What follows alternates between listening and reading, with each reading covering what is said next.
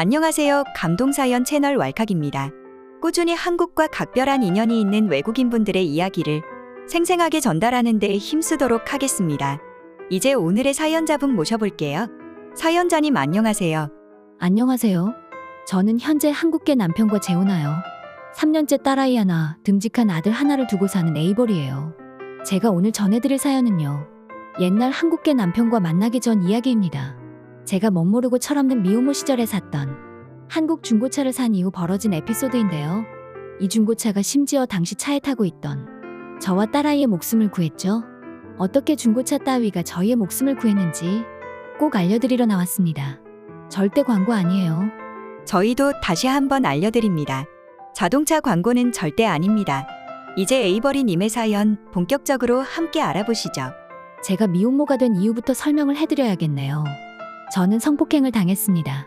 어렸을 적 저희 가족이 알고 지내던 이웃 삼촌이 계셨어요. 그때 제가 중학생이었는데 워낙 자주 찾아오고 아버지와 술을 많이 마시는 분이라 저도 친근하게 대했죠. 그런데 이웃 삼촌이 어느 날 술에 취해 제가 자고 있는 방에 들어온 적이 있었습니다. 그 이후에는 뭐 잘 아시겠지만 저는 너무 두렵고 끔찍한 시간이었어요. 무서운 일이 일어난 다음 저는 바로 부모님에게 이 사실을 알렸습니다. 처음에 아버지는 아예 제 말을 믿지도 않았어요. 워낙 친하게 지냈으니 아예 의심을 안 했던 겁니다. 어머니는 그나마 제 말을 믿긴 했죠. 그러나 이 일은 깊게 묻어두라고 하셨어요. 아버지와 어머니가 그 이후 삼촌에게 큰 돈을 빌렸기 때문이었습니다. 그냥 큰 돈이 아니라 가족 전체가 그 돈으로 살고 있었던 거죠. 저는 그저 재물이었던 겁니다. 당시 저희 집이 수많은 빚 때문에 먹일 식구는 많은데 전혀 감당을 못하고 있었어요. 부모님은 은행에 온갖 대출을 해놓고 다른 대출로 또 틀어막는 중이었죠. 그리고 이웃 삼촌은 목적을 가지고 아버지와 어머니를 도와줬던 겁니다. 철저히 설계되고 묵인된 이 사건을 경찰에 말해봤자 누구도 도와주지 않을 거라는 걸 알게 되었어요. 저를 지키고 보호해야 할 부모님 같은 혈육조차 저를 버렸는데 완전 남인 경찰이 저를 위해 정의를 실현할 거란 생각을 하지 못했습니다. 어쨌든 저는 결심했어요. 이런 집은 가출을 하겠다고요.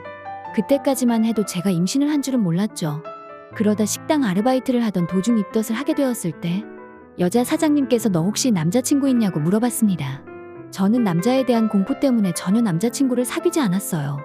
그런데 제가 워낙 배가 불러오지 않았고 기척이 없어서 전혀 모르고 있었던 사이에 아이가 들어선 것입니다. 결국 저는 선택해야 했죠. 아이를 지킬지 영영 제 인생에서 그 아이를 지울지 말이에요. 제 주변 분들, 특히 여자 사장님과 종업원 동료들은 모두 반대했습니다. 아직 저는 준비가 안 됐다고요. 하지만 제 뱃속의 생명이 자꾸 제 도덕심을 자극했죠. 그리고 동정심이 들었습니다. 이 아이를 소중히 생각하는 것은 저밖에 없으니까 말입니다. 다만 그 선택은 제 인생을 크게 바꾸어 놓았어요. 많은 것을 포기해야 했습니다. 일단 화장품을 구매하는 돈부터 포기해야 했죠. 낳기로 결정한 이상 돈이 많이 필요했고 새로운 부업을 해야만 했습니다. 그래서 저는 사장님에게 가불을 해주실 수 있냐고 여쭤봤어요. 사장님은 1년치를 가불해 주시더니 키울 거면 제대로 키우라고 했습니다. 1년치를 가불한 이유는 다름이 아니라 자동차를 사서 승차 공유 서비스에 뛰어들기로 결심했기 때문이죠. 승차 공유 서비스라는 건 일종의 사설 택시인데 한국의 경우에는 택시 면허가 있어야 하지만 미국은 아니거든요. 배가 불러오는 동안에는 이걸로 돈을 벌기로 했습니다. 그런데 저에게 가장 큰 문제는 이거였죠. 대체 무슨 자동차를 사야 하지? 저는 그냥 무작정 자동차 딜러를 알아본 뒤 찾아가 봤습니다. 한 딜러가 다가왔는데 저에게 영국의 미니 자동차를 추천해 주더군요. 그 사람은 제가 갖고 있는 돈이 이만큼이라 하니까 어떻게든 할부로 더 많은 돈을 뽑아내려고 했습니다. 제가 어디에 쓰려는 건지도 모르고 무작정 이 비싸고 여자에게 인기 많은 차를 팔려고 하니 저는 오히려 이 사람에게 절대 사고 싶어지지 않았죠. 그러자 이 멕시코 직원은 자기 팀장에게 전화를 했습니다. 조금 기다려달래서 기다려줬더니 한국계로 보이는 팀장이 와서 자기가 다시 소개를 해드려도 되냐고 했어요.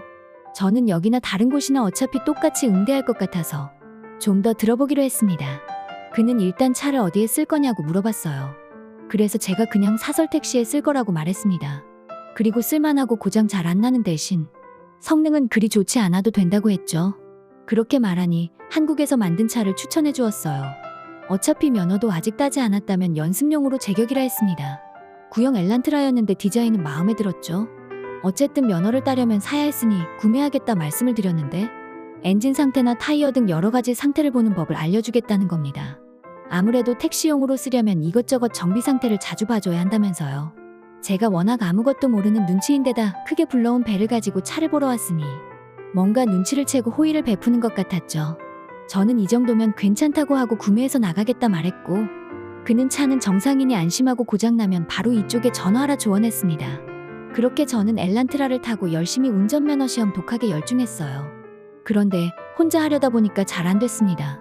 그래서 혹시 이런 운전 방법 같은 것도 잘 알려주려나 해서 그 중고차 센터에 전화를 걸었더니 팀장이 대신 받더군요. 만날 곳에 주소를 말해주면 주말에 가르쳐주겠다고 해서 열심히 주말마다 특훈을 받았습니다. 저는 보답으로 팀장에게 식사를 대접했죠. 물론 제가 아는 여사장님의 식당에서 말이에요. 식당에서 저는 팀장에 대해 조금 더 알게 되었습니다. 단순한 자동차 딜러로서 돈만 찾는 사람은 아니었죠. 조금 더 인간적인 그의 모습과 유머러스한 모습을 알게 되니 조금은 호감이 생겼고 남자에 대한 두려움도 차츰 지워졌어요. 그렇게 제 인생은 다시 정상으로 돌아오는 듯 했습니다. 그 사건이 아니었다면 말이죠. 사건은 그와 함께 운전면허 연습을 하던 중이었어요. 도심 주행 중이었고 앞에 큰 트레일러 차량이 있었습니다.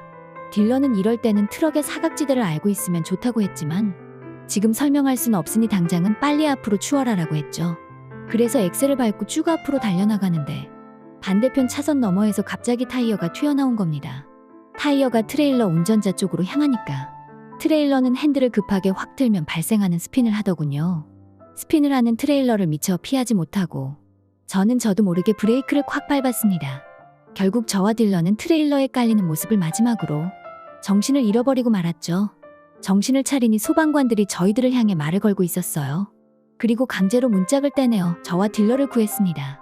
저는 그리 다친 곳은 없었습니다. 차가 지붕 빼고는 멀쩡했어요. 그런데 문제는 딜러였습니다. 딜러가 저를 구하기 위해 저를 감싸준 바람에 머리를 크게 다쳐 기나긴 입원을 하게 된 것이죠. 저는 그의 헌신에 큰 눈물이 쏟아졌어요. 그토록 저를 생각해준 사람은 제 일생 동안 처음이었으니까요. 다행히 그는 몇 주가 지난 뒤 깨어났고 그는 제가 출산하는 순간을 지켜볼 수 있었습니다. 지금은 그와 결혼해 둘째 아이도 낳아 행복한 결혼 생활을 보내고 있죠. 그 전에 정말 다행이었던 건 그 한국차가 중고차였음에도 트레일러가 떨어지는 순간에 차 지붕이 잘 견뎌주었던 겁니다. 다시 생각해보면 저는 참 운이 좋은 사람이었어요. 그 모든 불행들 가운데에서도 죽지 않고 살아남았으니까 말이죠. 에이버리님의 사연 어떠셨나요? 사연자분의 기구한 사연을 들으니 정말 묘한 기분이 들었습니다. 무엇이 행운이고 불행인지 우리가 함부로 평가할 수 없다는 생각도 드네요. 앞으로 에이버리님의 행복이 계속되기를 바라겠습니다. 지금까지 감동사연 채널 왈칵이었습니다. 감사합니다.